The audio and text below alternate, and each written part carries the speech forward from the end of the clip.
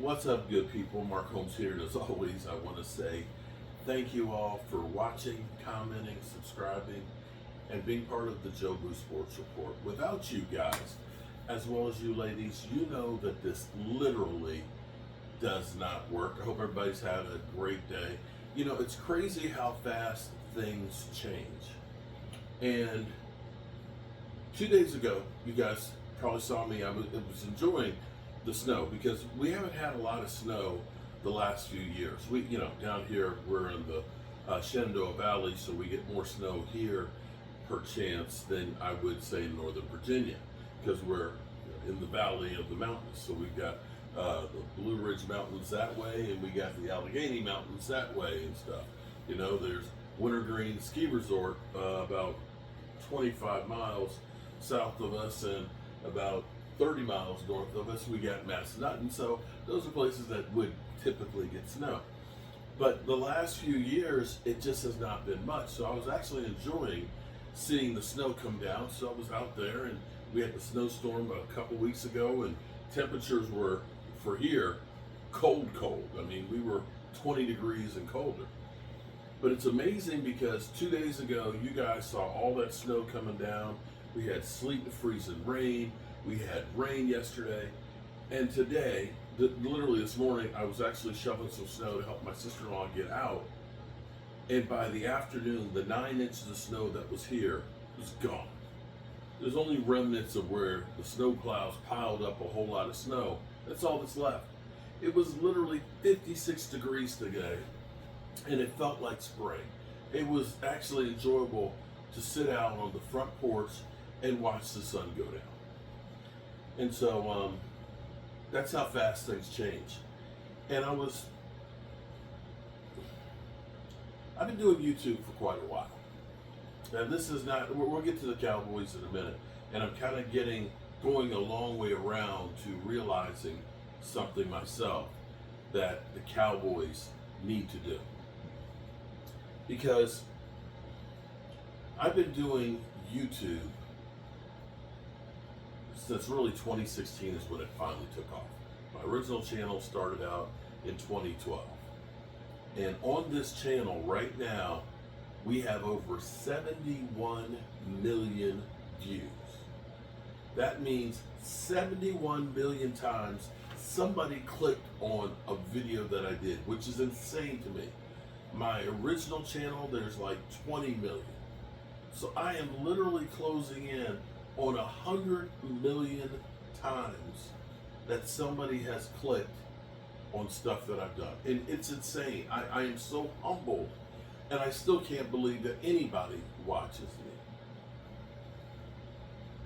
And so I have this work ethic that I have. You guys see me first thing in the morning doing a video. You see me here at the end of the day because, you know, at the end of the day, I'm reflecting on what I did and thinking about, you know, what I can do tomorrow to be better at what I do, whether it's being a husband, whether it's, you know, fixing a 200-year-old house or doing stuff on YouTube. And I usually have not watched a lot of YouTube, which is crazy because I usually pop a video and I'm on to working on whatever I'm doing. And I don't normally watch a lot, which I'm being honest here. And I didn't know who Mr. Beast was. I literally did not know. I mean, I've heard the name Mr. Beast, and I know that he was the biggest creator in YouTube, and you know, he's a billionaire and all that, but I had never really watched anything of Mr. Beast before. And I saw one video of it, and then I watched it, and it was like, man, this guy's kind of nuts with some of the stuff. You know, it was the $1 versus, you know, the $1 plane ride versus, you know, the $1 million plane ride. So I watched some of those, and then saw another one where they're destroying cars, or you're trying to protect the car, and they had the train coming down the track. They had to figure out a way to protect the car, and you know, they had the guys with the gun. I mean, so it's really some crazy stuff, and that's why they call it Mr. Beast. And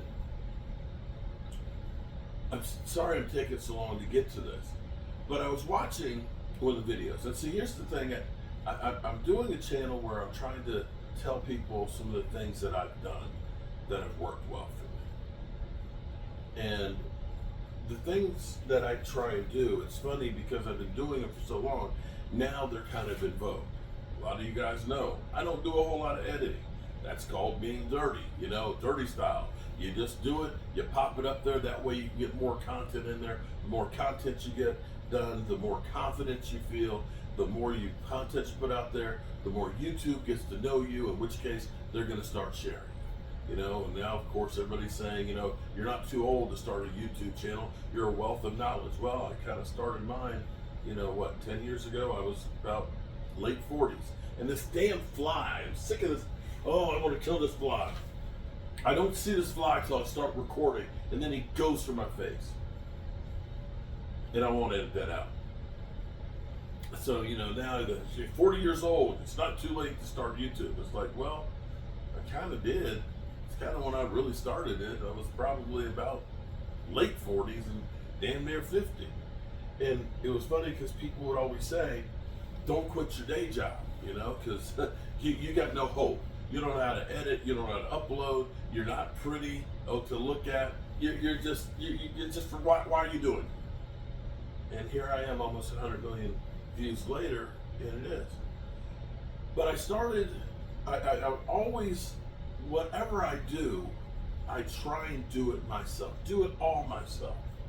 And listening to Mr. Beast, and he was talking about how he got started. It was one of those ones of how much money he actually makes and stuff. And listening to him, he's obsessed.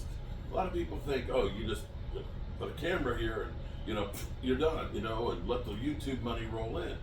But when you hear his schedule of how much he does, he gets up in the morning, he does this, and he's got all these different ideas and things that he's doing. And when he started doing well with it, and he's like, oh, shit, maybe I can hire somebody else to help me be more productive. So he hired a guy, boom. And then after a month, that they increased what they were doing, he hired another guy. So, he went from just being him to then going through getting a guy that was doing filming, and another guy that was doing editing. And he said pretty much every month he's been adding somebody else to it, which is how he grew. Here's where it gets to the Cowboys, and I'm sorry it's taken me a long time to get there. That's kind of my mentality, but I've realized, because I've always done everything as far as in construction. I do framing, I do drywall, I do plumbing, I do electrical. I'm the one who started Michael doing electrical, teaching him and getting him to the point where, master electricians are working with him, and he's creating a career from it. Every pipe that's been put in this house, they've been in here for 2 years now, and they're not leaking, has been put in by me. The plasterless walls, I took my time to learn how to do this. And I've gotten those things done. But when you look back, and I'm getting to the point where I'm getting older and I'm realizing I can't do everything. So when I had to redo this roof, and I'm not crazy about the real steep pitches and getting up there, I brought in another guy to help. I taught him how to do it and everything else, and he was able to take off and finish the job. And that was growth on my part. And see, this is where I see the Dallas Cowboys, because football is not the same as it was in the 90s. And the things that the Cowboys did in the 90s don't necessarily correlate to now. Things evolve and change. And this goes back to Mr. Beast, because they were talking about, he was going through and he was listing about the 1 to a million, videos series that he does. And they say, he's going through, this one, this one, and this one, and this one were, 5 of the top 15 videos of the year and things. And he said, well, why did you stop doing these things? He said, because after a while doing the same thing, he said, if I had done that originally, I wouldn't be where I am now, able to do all the things that I do. I had to change up what I'm doing. I have to come up with new ideas. And that's what I tell people all the time here. The things that you do now don't work forever. What happens is people see what you're doing, they emulate it, they figure out ways to do it better, cheaper, faster, and leave you behind. That's why you've seen YouTubers that were great 10 years ago that nobody watches now.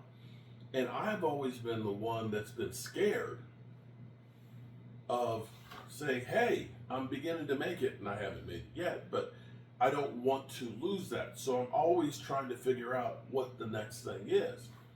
And that's where the Cowboys are, is they're stuck doing the same thing over and over and over again and thinking, well, this has always worked. This got us 3 championships in 4 years, something nobody else has done. So we need to keep doing the same thing. The reality is the Eagles have figured out the system, a new way of doing it that's working to get them more talent on the field and better able to compete, because the Cowboys are not changing and evolving. That's the problem. We are stuck in the 90s. And until they wake up and do something different, it's not going to change.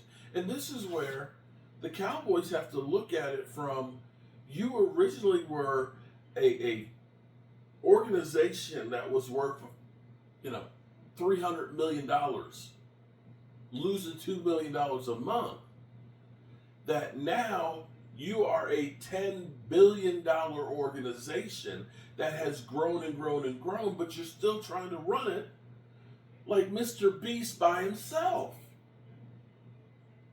And until they recognize that we have to bring in other people to help manage this monstrosity that is America's team and the Dallas Cowboys, somebody who is just an expert at just dealing with the cap and the contracts.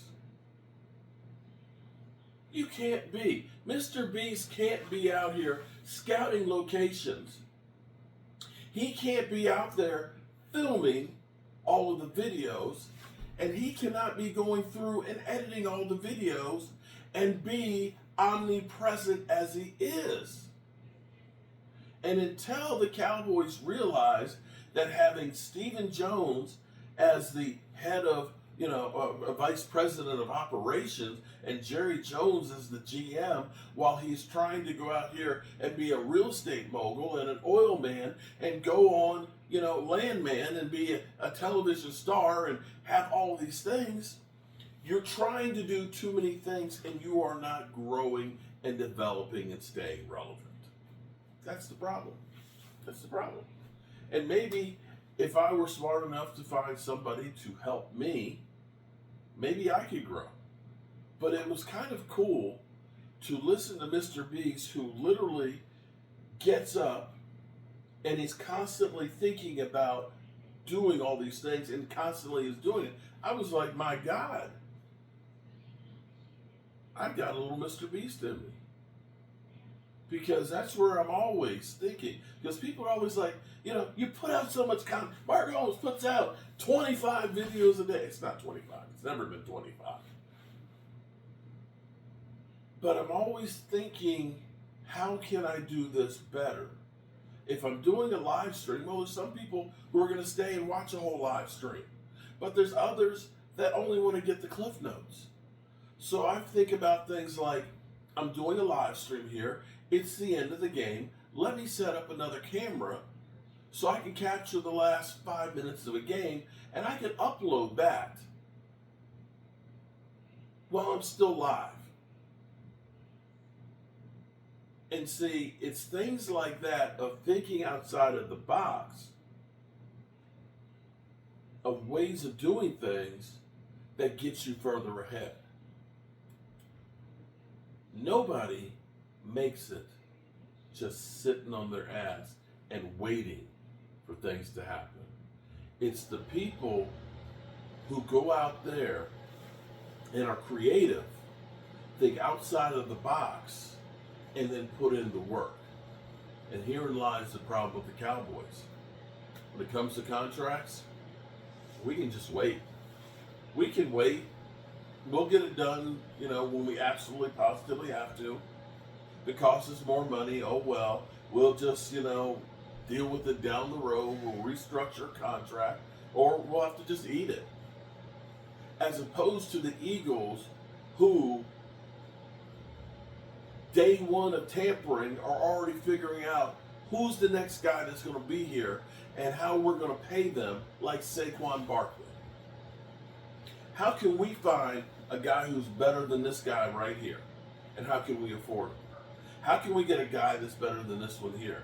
And how can we afford him? Howie Roseman isn't in there doing PR work. Howie Roseman's in there doing the fight. And that's where we are as an organization. Mr. Beast teaching the Cowboys about what they're doing wrong.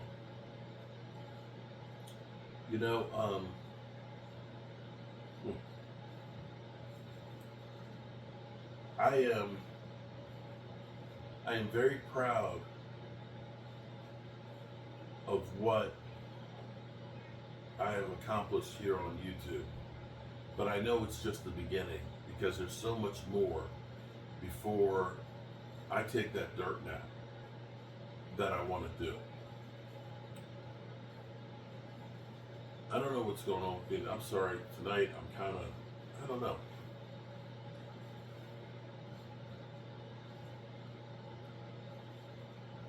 This place has taught me a lot. A lot of you don't know about this place. This place was originally a schoolhouse, and I think I've been getting an education here. And it's 205 years old. And I still to this day do not know how it is still here. Because this place was supposed to be destroyed the same year that I started really my YouTube journey in 2016.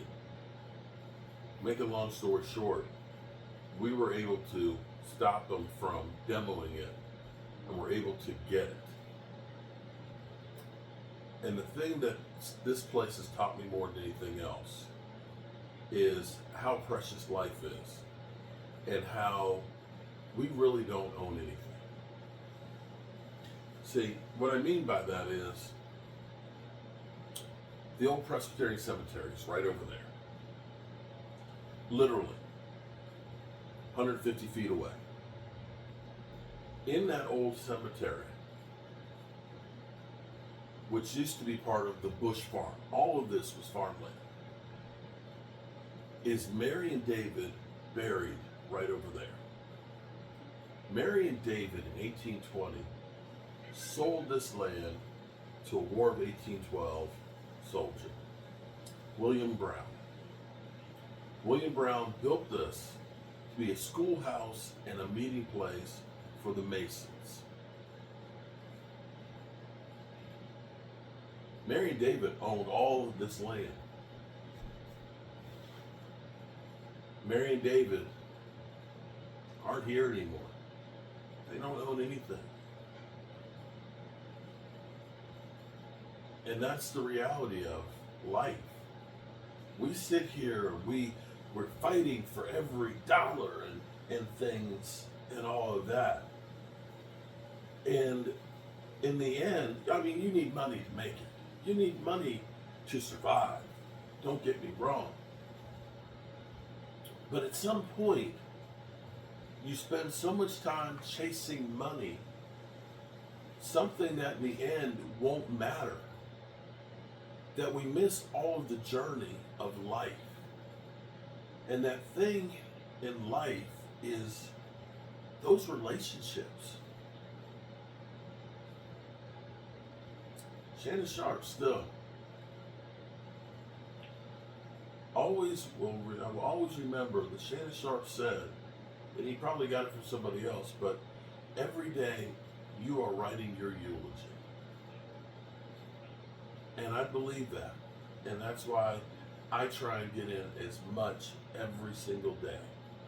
And I know that when I'm gone, every one of these videos where you can see me and hear my voice will be there.